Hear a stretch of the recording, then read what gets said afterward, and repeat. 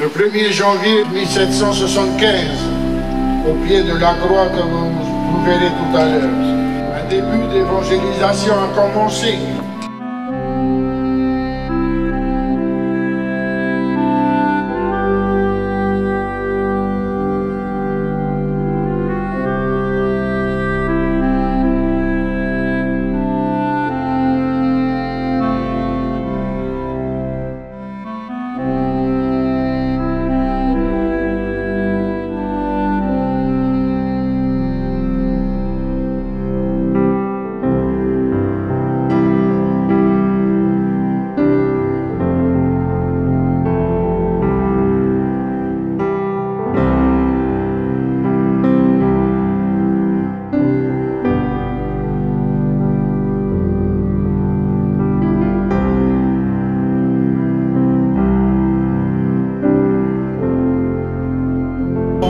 Capitaine de frégate de l'Aquila, vous remet l'emblème sacré de notre foi, la Sainte Croix de notre divin Sauveur, fierté de notre sainte et glorieuse Espagne catholique. À vous, peuple de cette terre de Fatoutira.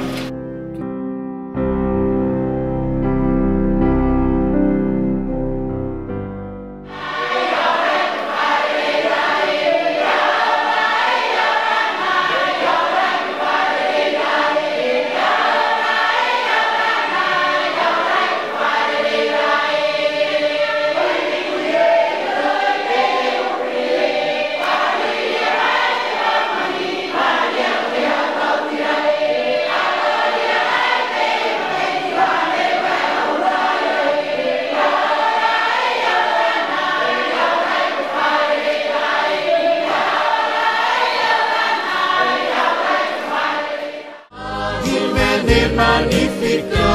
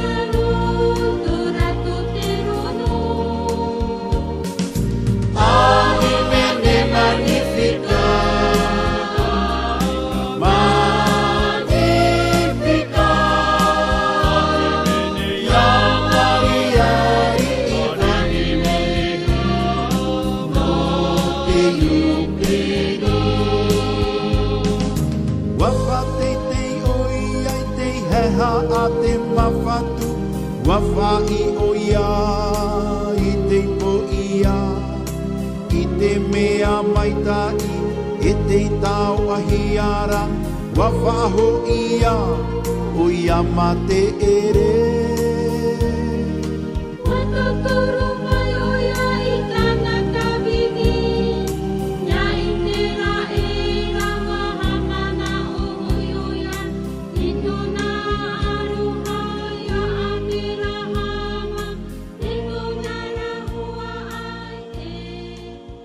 Monseigneur Mazet a eu cette orientation, l'école. C'était un éducateur, il avait ça comme idée profonde, il faut éduquer la jeunesse. Il a consacré ses derniers sous à l'enseignement. Et quand je suis devenu évêque, avec les lois nouvelles, je n'ai pas eu tellement à m'occuper de l'enseignement. Il fallait suivre ce qui était en place. Et puis nous avions les frères, les sœurs, qui se sont très bien occupés de l'école. Et puis, Monseigneur Mazet aussi avait l'intention de favoriser absolument les vocations. Il en sentait vraiment la nécessité. Et j'ai retrouvé une lettre où il parlait de la création. Il ne disait pas un petit séminaire, il disait un séminaire. Et certainement qu'il avait déjà dans l'idée qu'un petit séminaire ne suffirait pas et qu'il faudrait un grand séminaire.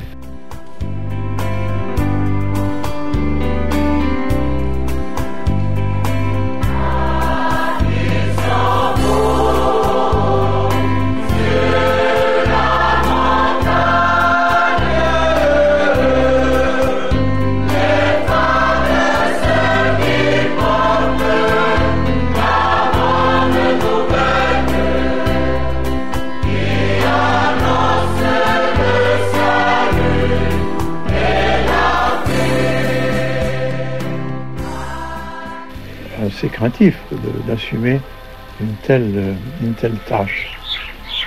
Et cependant, justement, j'ai dit à Monseigneur Mazet, j'ai dit, mais comment je vais faire? Et il m'a dit, vous avez votre frère. Et vraiment, c'était un peu prophétique, je savais qu'il disait vrai. Alors, Monseigneur Michel, avant même de venir ici, alors qu'il était encore étudiant, il voulait que, d'abord, son idée, c'était de rétablir les anciens ordres mineurs, portiers, lecteurs. Et il a fait une thèse dans ce sens. Et ici, il a tout de suite vu l'importance des catéchitas, il a vu ça dans les îles. Et donc, une de ses premières décisions, c'était la fondation d'une école des catéchitas, à partir de 1970. Et cette école a donné de très bons résultats.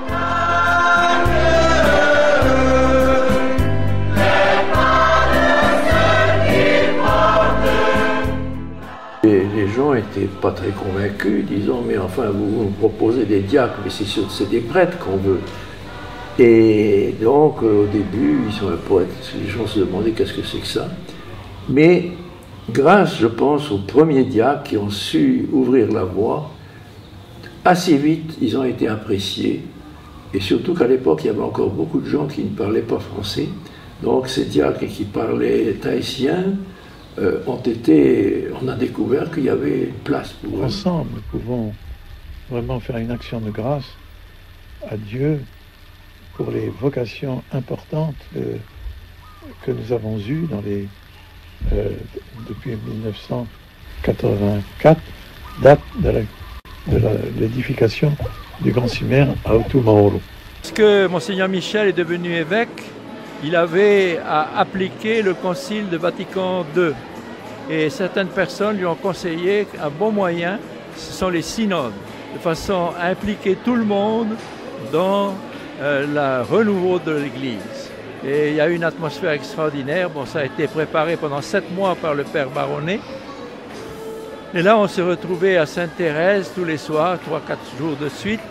On se retrouvait des gens de tout Haïti. On était heureux de se voir. Et en même temps, les gens se rendaient compte qu'on leur donnait de l'importance, on les consultait, on voulait travailler avec eux. L'Église n'était plus cléricale comme elle a été quelquefois, elle était vraiment participative.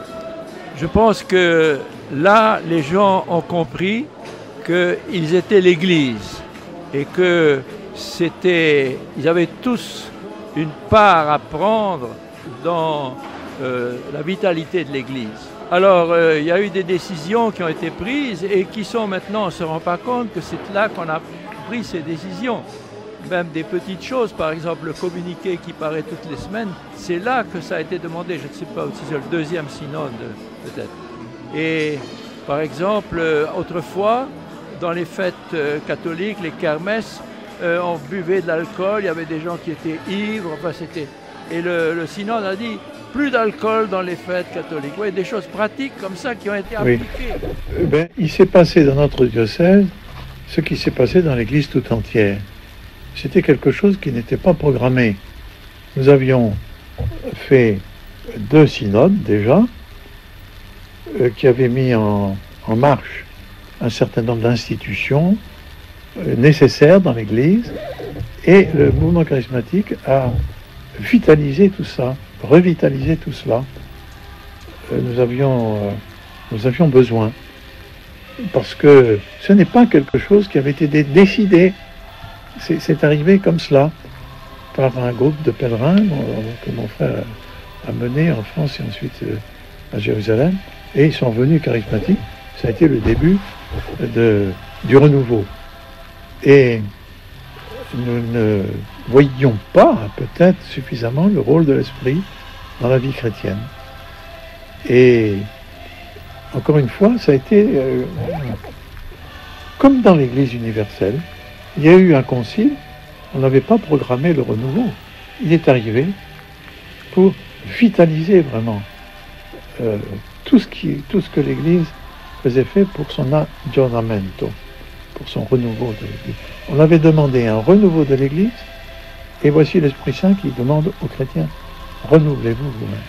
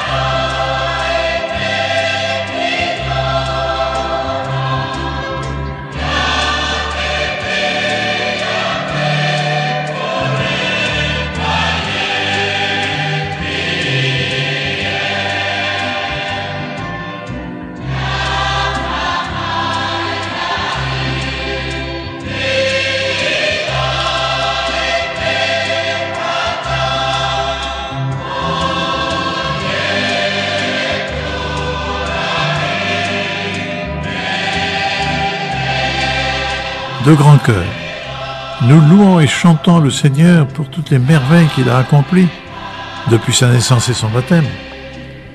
L'évangéliste Saint Luc, que l'Église fête le 18 octobre, l'a certainement guidé dans sa retraite à Tibériade lorsqu'il y traduisit, en tahitien, le Nouveau Testament.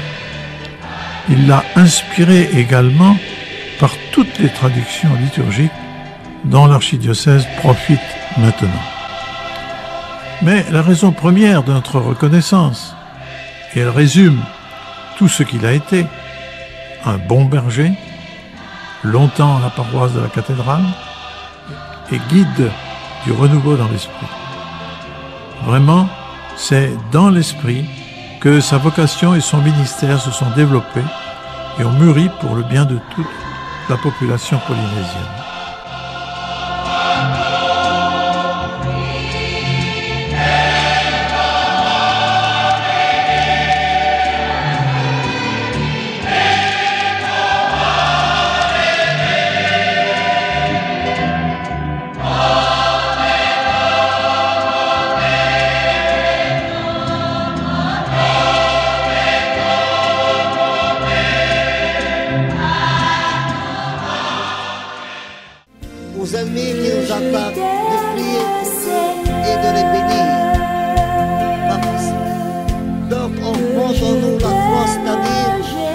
Maintiens-nous dans ta miséricorde, maintiens-nous dans ta fidélité, maintiens-nous sous ton ombre de nous protéger sans cesse. Tu es ma vie, que je t'aime, Seigneur.